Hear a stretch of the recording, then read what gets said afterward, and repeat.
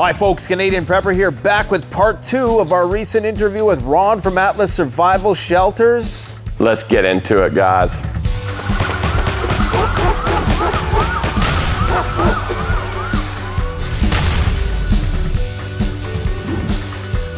Went to Romania and I went and saw the Tate brothers. Tristan is the brother that contacted me, sent me the deposit, paid me for the bunker, designed the plans with me. What is the demand for shelters looking like right now? Has things slowed down, or is it pretty much kind of leveled off, or is it picking up again? Like, what's the... It's been steady for me for the last few years since the COVID started. And then, of course, with the war in Europe, it's been steady. And with my YouTube channel, I'm out in front and center, and people see how I build the bunkers. I don't hide anything. I'm transparent on pretty much everything that goes on in my life. But I think because I'm so transparent is why I get so much work. And I say this all the time, and I'm not kidding. 100% of people who do their homework and do their comparisons, they always choose me to do it. How did the Tates find out about you? He found me on YouTube. Did he find he follows you. He follows. He follows your videos. Let's collaborate. Yeah. Yeah, we talked about you. Yeah, okay. Yeah. So I got a big commission check coming then. Oh, yeah, you do. Who else, without like dropping any names, like I'm guessing that if the Tates were buying one of these, there's probably a lot of other people of that ilk. Okay, well, look, Bill Gates has several. He built one on every single property. So I did a video with Bill Gates, and it went viral, got over 2 million views, and they went in there and they took his voice out, which was very weird. But I'm going to basically say what Bill Gates said. He goes, I put the likelihood of a nuclear war in my lifetime, that's being Bill Gates' lifetime, at very slim. But I put the odds of a biological outbreak greater than Ebola in my lifetime at greater than 50%. Now, he said that in my video 6 months before the COVID broke out. So, of course, the conspiracy theories, he's behind it and everything. But Bill Gates basically built a bunker on every single property that he has, okay? He tunneled under the ground. He went to the houses, basically what the Tates did, except his bunkers on average were about $5 million a piece, I understand. And my understanding is he did 11 of them, okay? I did not make them, okay? They were basically tunneled, made out of concrete, and they were done pretty much in secret. Who would you get to do something like that? Well, it is one of one of his groundkeepers or somebody let the cat out of the bag and revealed it. But it's all been verified so I don't know exactly if it's 11. I've heard it was 11 bunkers at $5 million a piece, so $55 million he spent on bunkers. See, my type of bunker that I usually make is a pre-manufactured bunker. We make it out of steel. We make it in a factory. We put it on a truck and we transport it, and then we set up a crane. We pick it up, we set it down on a concrete pad, and we bolt it all together like an erector set, and then we start welding all the seams. We start hooking up all the plumbing, the electrical, we put in generators, we put on an escape tunnel, we fill it with sand, and then we cover it up, and then we put landscape on top of it, so when we leave, you don't even know we were there. That is the normal bunker I do. There's other types of bunkers, and I'm starting to do a lot of them as well. And those are basically just a poured-in-place concrete shelter where I go out there and I set up forms, we pour the concrete, and we do everything right there, or we even use ICF. I did a video on how I built my bunker out using ICF. You just set it up it's like Lego blocks, and then you just put in the rebar and you fill it with concrete. There's several ways to do a bunker, but they always must have your Swiss-made NBC air filtration system. They must have properly placed blast doors. You need properly placed overpressure blast valves, and you must have proper engineering to attenuate gamma radiation in case there's ever the big one. So you got to do it right. So they consult with you, and then they end up realizing, well, we need to do some more. Well, I just said if it was me and it was my house, this is what I would do. No. And I basically get paid a consulting fee for design. So I'll put it this way. One of the top 5 richest people in the world I did that for. Okay, so everybody knows the top 5. So it's just one of those. Basically, he only wanted about a 2,000 square foot bunker, just kind of like for storms and stuff. And they had an idea how to do it. And I said, well, this is how I would do it if I was you. And it would save you some money and everything. And they're like, well, we appreciate the thought that we're going to take your advice and do it that way. So I don't mind. There's more people that want bunkers than I can do bunkers for at times. You know, imagine if there's one doctor in the world. He can't see everybody, so best he can do at times is just kind of take a couple pills, buy some Mucinex, and get some nap, drink some orange juice. You give them advice because there's always customers or patients that really need your hands-on experience. So that's the attitude I have at it. So when you're going to South Asia on this South Asia tour, are you like working with governments, or are you working with just like private contractors? I'm going to Japan to meet with a company that makes shipping containers. They want to start making shelters in Vietnam for Japan. Out of shipping containers? Well, they make shipping containers now, but they feel they have the equipment and the facilities to make a shelter because, you know, they two resemble each other.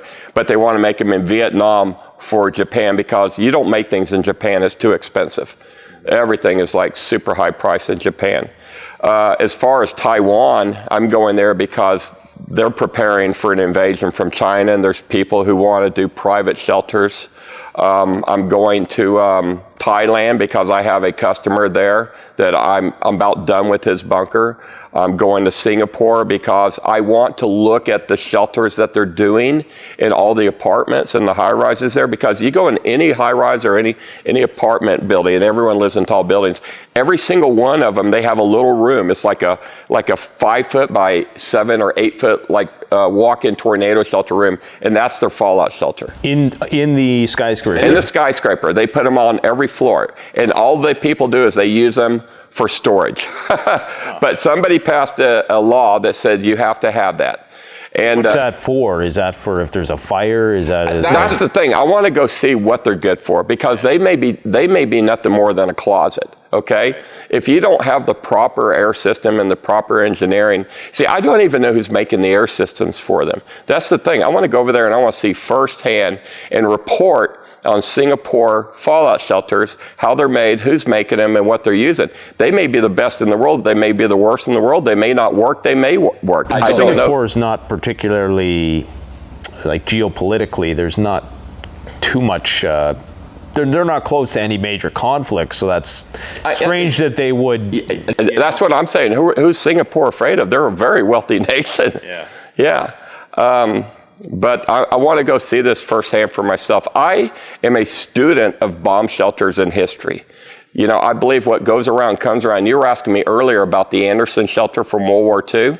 So the history of the Anderson shelter, during World War II, the British government felt that Germany was going to attack them. So they actually manufactured 1.5 million Anderson shelters and had already distributed them to the public before war broke out in 1939. Then the next year, because they're at war, they went ahead and produced 2.1 million more Anderson shelters. So a total of 3.6 million Anderson shelters were given out to people who qualified, and they had to be low income to get them. And all it was some corrugated tin, and they would bolt it together and bury it in their front yard about 3 feet underground. It would stick up about 3 feet, and they would put sandbags around it. They were cold, they were wet, they were damp. Yeah, they would put this on top of it. CanadianPreparedness.com. But it saved hundreds of thousands of British lives. And then they came out with the Morrison Shelter, which was basically, let's say you live in a high-rise and you don't have this land. It was basically a coffee table with a mattress underneath it with screen mesh over it. So I actually produced a prototype of that. So that's for Ukraine, right? That was for Ukraine. So my concern was to go to Ukraine to try to develop products that would be practical for the situation they're living in. I wasn't worried about nuclear war. I was trying to get shelters made that were cheap, affordable, and highly distributed, and it could be mass produced. So the Morrison Shelter is around $1,500, and the Anderson Shelter in mass production over there is around $1,500 to $2,000 as well. So the idea is the government would actually place the order, okay? Then the government would distribute to the people, and I'm still working on it. I'm working with the State Department on this. So I'm trying to make hundreds of thousands of them because it looks like this war is not going away. I think the people of Kyiv and Lviv and all the other cities, Odessa, I think they need to start putting some bunkers in the ground, you know, because Putin's not going to stop, you know, and then the people of Moldova will start preparing. But the attitude of war in Europe is there. Now, it is not as critical today as it was a year ago. Okay, because I was there a year ago when the war broke out, and then I was just there 2 weeks ago. And I can tell you that they're getting sick of it, okay, because now they're starting to hurt, and they're starting to worry about their own personal finances, and they just want this war to get over. They're not going to turn their backs on the Ukrainians, and they realize it's either let the Ukrainians fight the Russians or they'll be fighting the Russians next. So they're not going to give up on the Ukrainians. But I can tell you, Europe is about fed up with this war, and they want this thing to end, but they don't want it to end with a loss of Ukraine. So with that being said, it's going to be a long war because you've got a stubborn Russian and you've got Ukrainians that can be stubborn as well, butting heads. I don't know who will give up first, but I can tell you this much. When I'm in Ukraine and you ask 100 people in Ukraine, will they win the war? 99% will say yes, they're going to win it. They are some confident people. I'm telling you, yeah, there's no quit in those people. I'd hate to be Russians fighting these people with their resolve. They are some tough people, and they are not going to quit. They'll have to run out of ammunition first. Yeah, and then they still won't quit. They'll fight with sticks.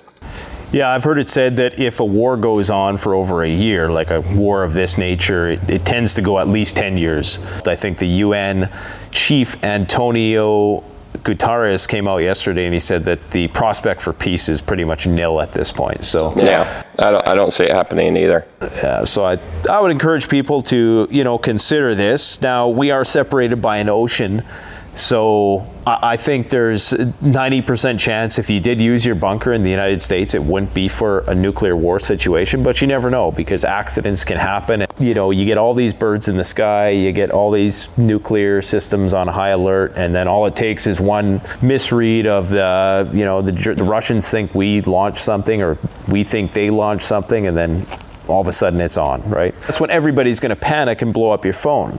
So we always tell people, don't wait for the panic to start. Actually, the investment, you're talking about 20 grand.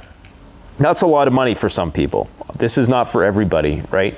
This is something I would say is further down the list of your prepping priorities.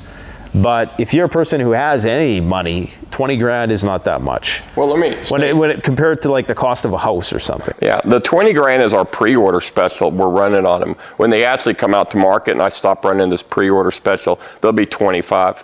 But basically, I'm going to lose money on every bunker I sell. So when people call me to order one, I'm going to probably lose money on every one until my mass production gets up to a volume that my buying power goes down so far that I can actually start turning profits. But I make these luxury bomb shelters and I read the comments that people place.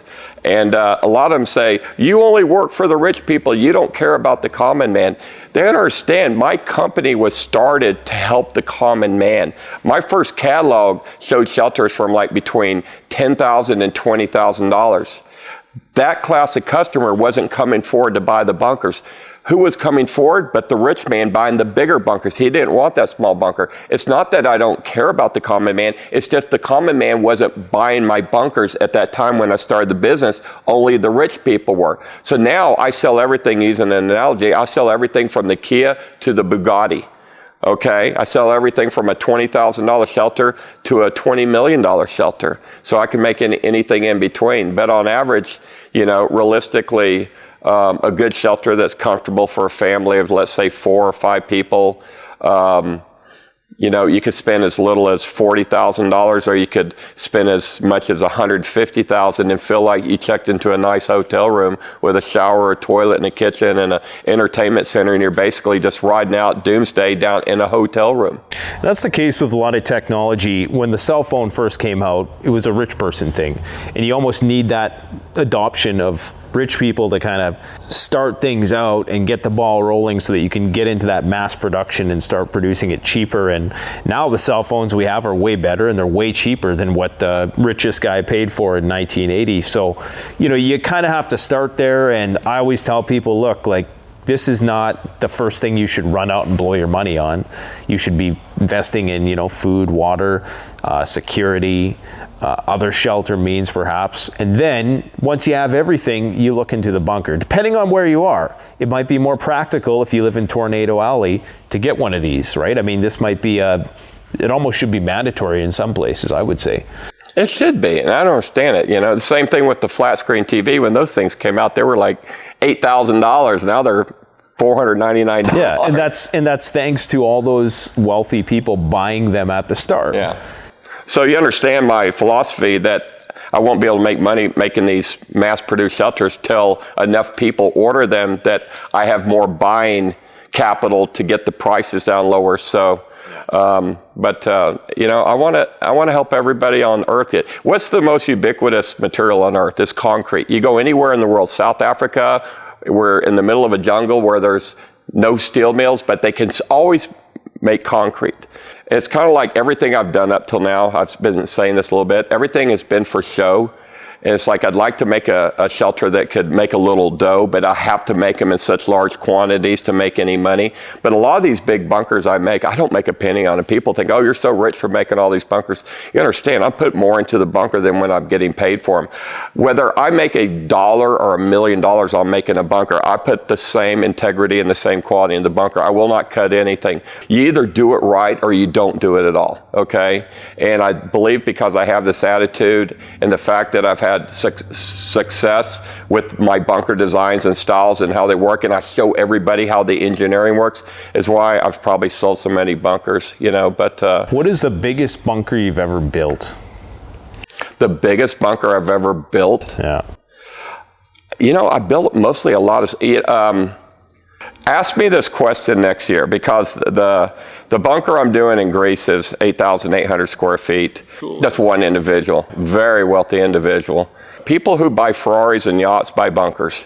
Okay, it's kind of like they run out of stuff. Yeah, I think I'll get me a bunker. That's pretty darn cool, especially when you show them where they got secret passages and secret hatches, and then you start putting all the luxuries of life in there, and you can make it feel like this in a bunker. They're like, heck yeah, if I go out, I want to go out that way. I just want one now. You know, there's guys who build these hyper cars, and like Dubai, I went by and saw this guy. He builds like a $3.5 million hyper car. And it's like, he sells them. The point is, if you build it, there's always somebody who will buy it, as crazy as it gets. Because I'm building this bunker called the Fat Boy. And the Fat Boy is the largest bunker I can make in one piece and transport and get a crane big enough that can pick it up. It's 14 feet wide, it's 50 feet long. It has 10-foot ceilings inside the living room, and it has a sunken living room. So you walk around a catwalk, and there's a sunken living room in it that's 11 feet wide and 24 feet long. So you go down the stairs, and you're in a sunken living room with a handrail around it. And I always wanted to build this fantasy bunker that felt like a yacht inside. And I can't even tell you how many I've sold now. And it's like, so the point is, if you build it and it costs, there's people out there with so much money that they'll just buy it, because we'll take one. Matter of fact, some guys will just take two.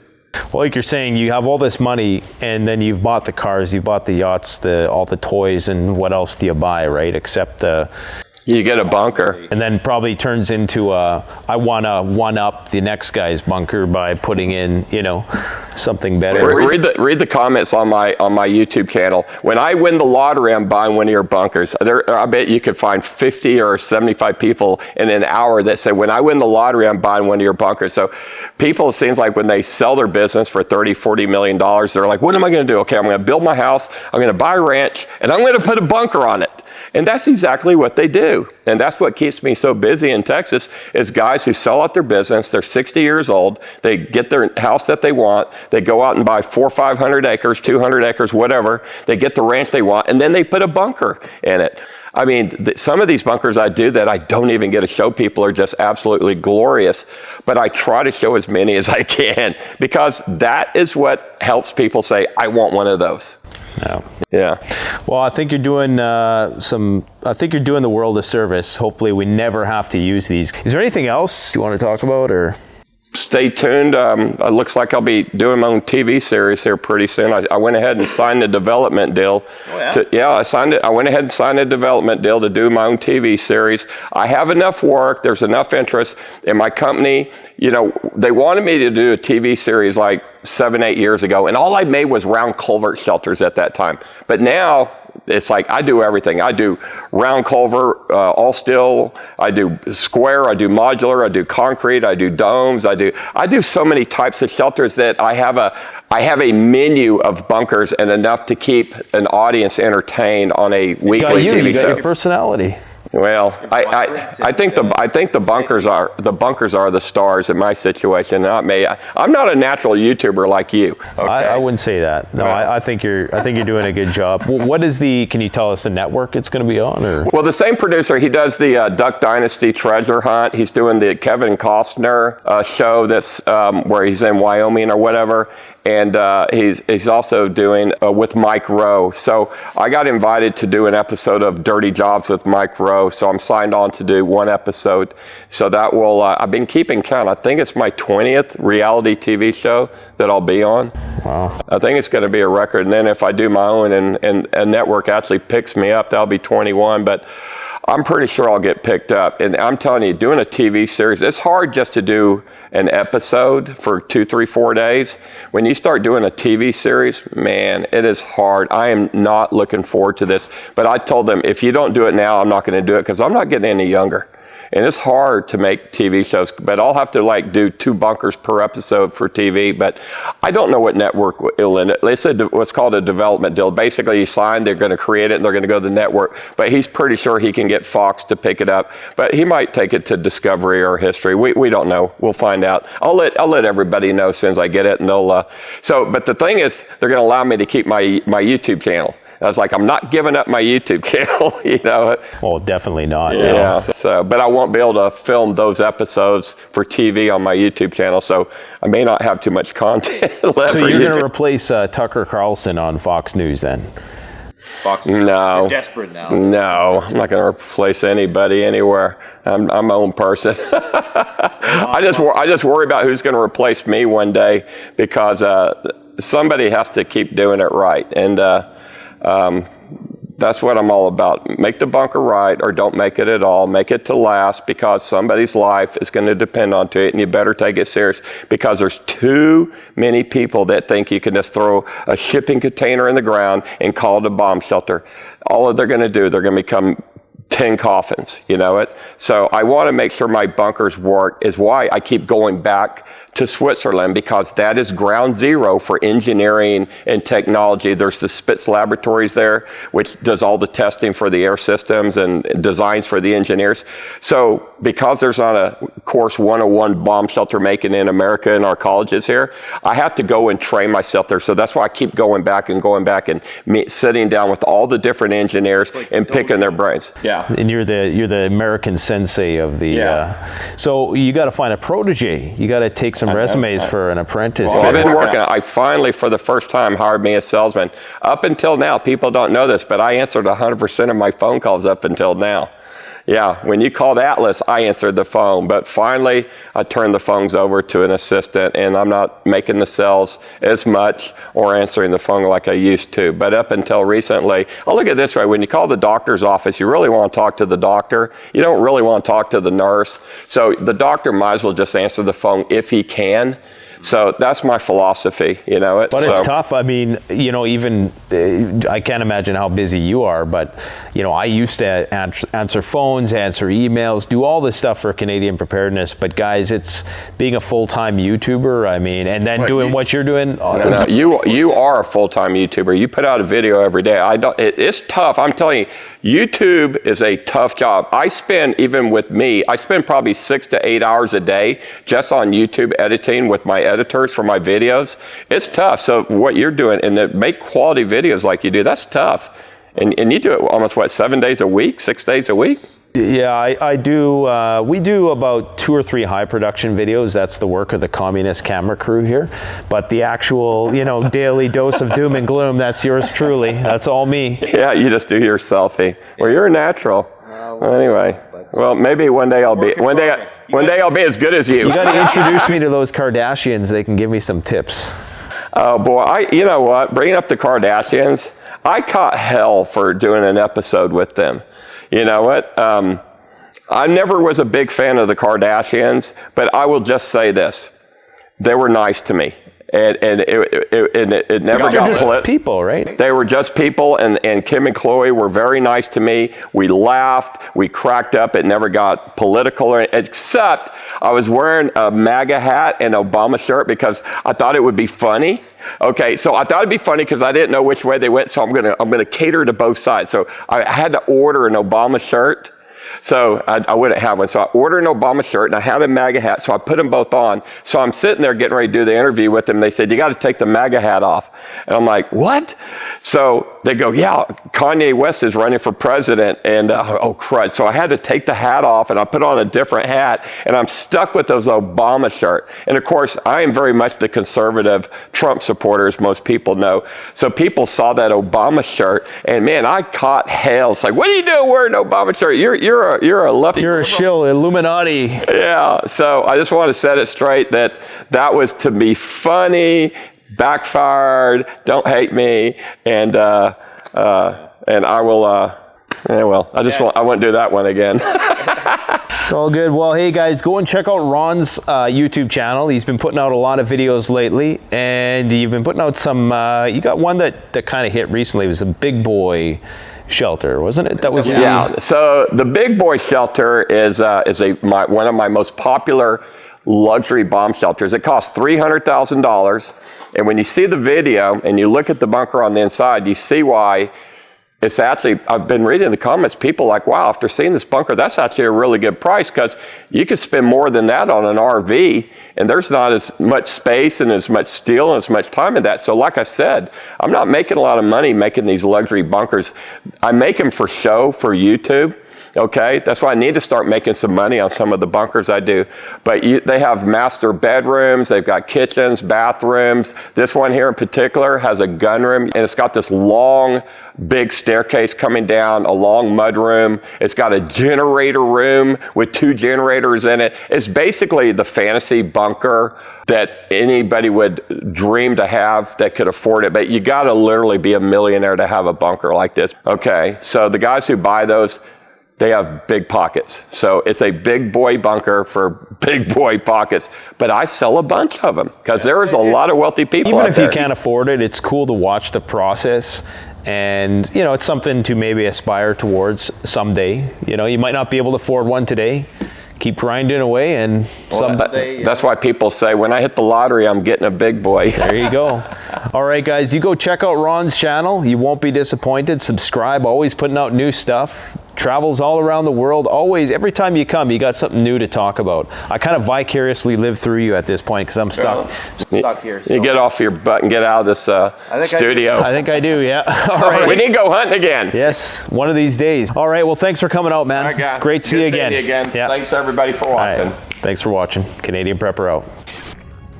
The best way to support this channel is to support yourself by gearing up at CanadianPreparedness.com, where you'll find high-quality survival gear at the best prices, no junk, and no gimmicks. Use discount code PREPPINGGEAR for 10% off. Don't forget, the strong survive, but the prepared thrive. Stay safe.